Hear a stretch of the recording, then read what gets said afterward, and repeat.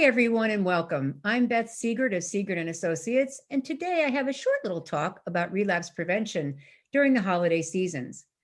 It's very, very important for people in recovery, to prepare ourselves for this very challenging season and safeguard the greatest gift you've ever been given and that you've earned is your sobriety for yourself and for those you love. Here are some practical tips to help you avoid relapse and stay sober during the holidays and beyond. The first tip: have sober strategies in place. Well, what does that mean? Well, when you think about all the time you used acquiring alcohol and drugs or whatever your substance of choice was in order to have enough for the holidays, let's take all that time and effort we dedicated to that to building our sobriety over this time of the year. So we're going to plan for our sobriety. Well, what does that look like? Well, it can look like many different ways, but for most of us, it has a 3 or 4 pronged situation. One, we want to take care of our health physically, make sure we're getting our rest, make sure we're eating healthy foods, make sure that we are exercising on a regular basis. Physically, are we getting enough exercise? That doesn't mean you have to hit the gym and work out like a lunatic. It means get outside, do some walking, use your inside gym. You don't have to have a whole room dedicated to sports equipment in order to be able to do yoga and to work out. And 3, spiritually, are you in touch with whatever higher power you choose to have in your life? And if you're atheist or agnostic, they're getting in touch with just a power greater than yourself over alcohol. That's really what is important, to know that we are not the be all and end all, that there are powers greater than ourselves out there. And learn how to say no, right? Make sure you learn to say no. We can overextend ourselves during this time of year very simply. And it really is okay to say no. And remember, no is a one-word sentence. You don't have to follow it with an explanation for anyone, to anyone, anytime, anywhere. Watch your expectations. Try to keep them realistic. Not only what you expect of yourself, but your expectation of others. Remember, you're the one who's sober. You're the one who's accountable for maintaining your sobriety, not anybody else. Conditions and people don't make us drink or drug. Our disease makes us drink or drug. Don't be afraid to set limits. As I said earlier, no is a one-word sentence. Setting limits ahead of time, although uncomfortable, will be a lifesaver. And remember, you are not Superman, Superwoman, rather you're human. And it's time that we begin behaving like one and knowing that we can only do so much in a 24-hour period. Number 2, let's have an attitude adjustment, right? Make sure you keep in touch with sober friends, counselors, coaches, sponsors, family members, anyone who understands and is happy for your recovery. People who understand that recovery is not just a passing fancy. It can mean life or death to many of us on any given day. It's not a joke. So you may want to make sure you stay with people who are very supportive of your recovery. When you're around other people, if you find yourself being triggered by old memories, make sure that you know how to pick up that phone and text or call someone who can help you out of that situation. Sometimes we can't stop those things from happening, but we can slow them down and get rid of them. Those are the things we call triggers that can really catch us up during this time of the holiday season. We want to stop that trigger before someone pours Miracle-Gro on it and have that thing grow into a point where we really start to make unhealthy choices.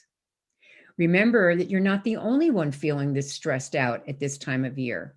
Sometimes that realization can help you adjust your attitude.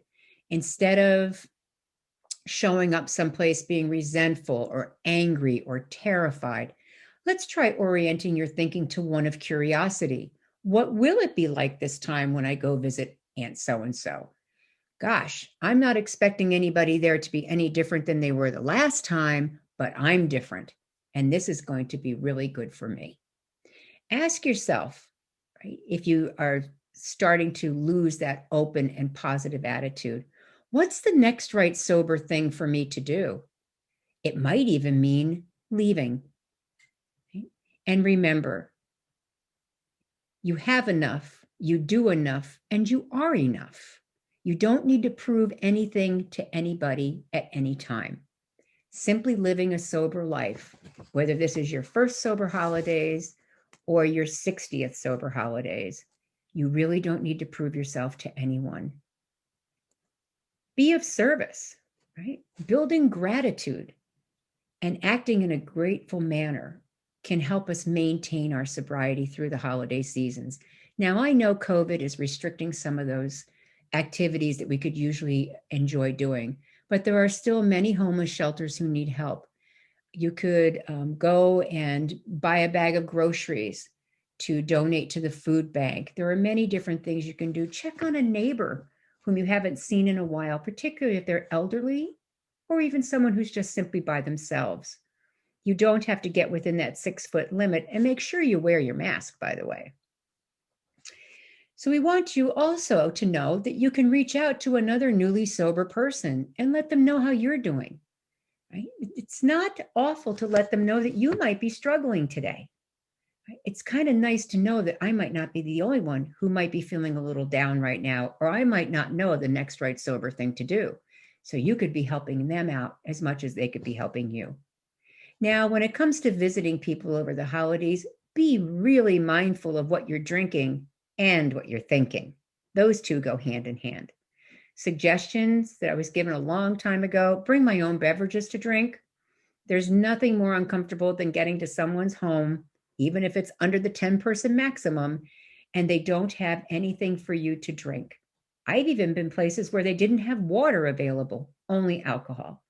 So it's a good thing some people used mixers, because there was plenty of 7-Up and seltzer that I could drink. But I learned at that point to bring my own with me. Also, never put your glass down and leave it unattended. Some things happen. The glasses could get mixed up. You don't want to be struck by picking up the wrong glass and taking a drink. Make sure you've checked on your motivation before attending the party or staying at the gathering. There's really no need to power through all the triggers or how you're feeling just to prove you can run the obstacle course of triggers and survive.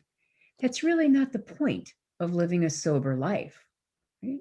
Living a sober life is to be happy, be comfortable.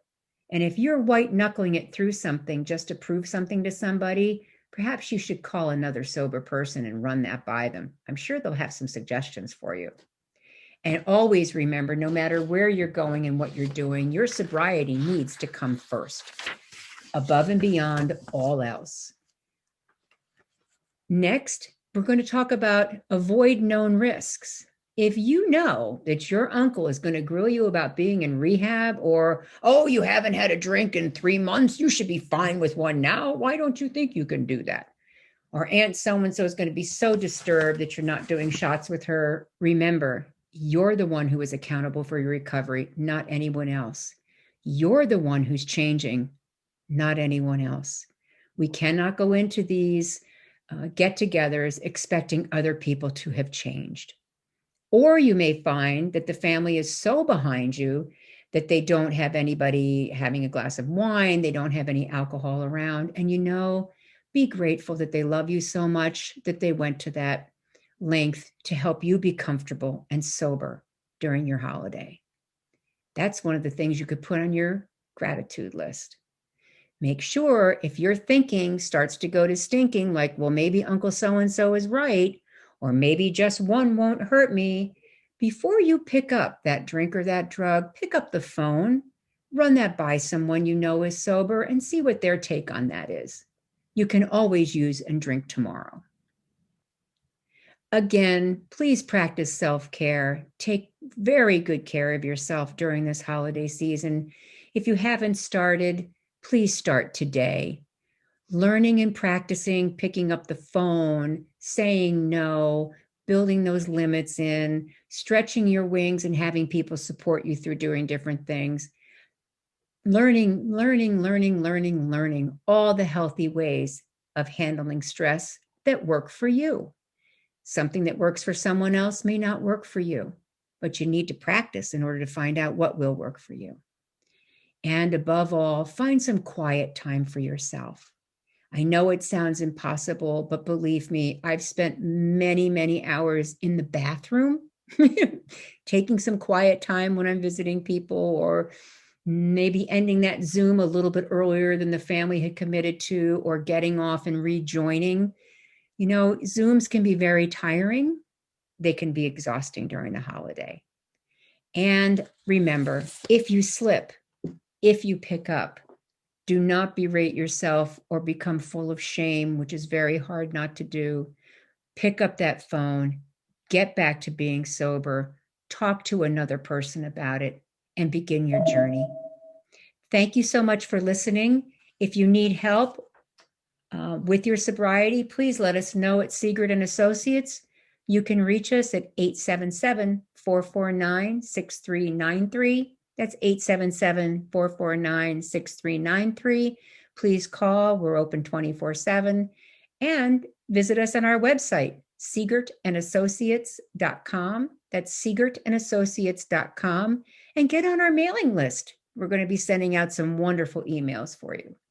Thank you so much for joining me today, and I hope you have a wonderful, healthy, happy, sober holiday.